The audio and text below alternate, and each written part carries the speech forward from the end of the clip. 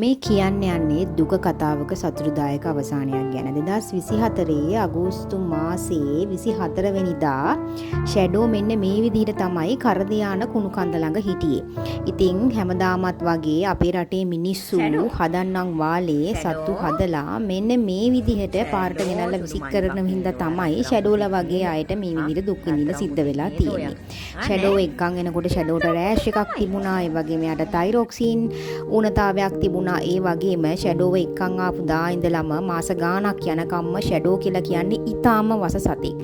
කොහොම හරි මාස 3කට ආසන්න කාලයක් රෝහලේ නේවාසික ප්‍රතිකාර වලින් පස්සේ ෂැඩෝ ටික ටික ලස්සන වුණා වගේම ආදරණීය හෙවණක ආදරේ රැකවරණය ලබන්න ෂැඩෝ ගොඩක් වාසනාවන්ත වුණා.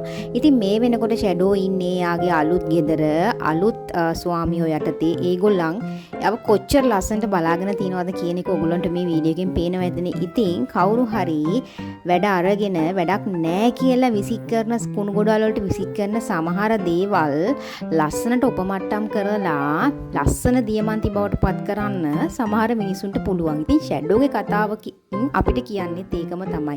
ඒ මොනවා වුණත් සතෙක් කියලා කියන්නේ ජීවිත කාලෙටම වගකීමක්. ඕගොල්ලොන්ට එපා වුණාම මේ වගේ කුණු ගොඩවල් වලට විසික් කරන්න නම් මේ වගේ සත්තු හදන්න එපා.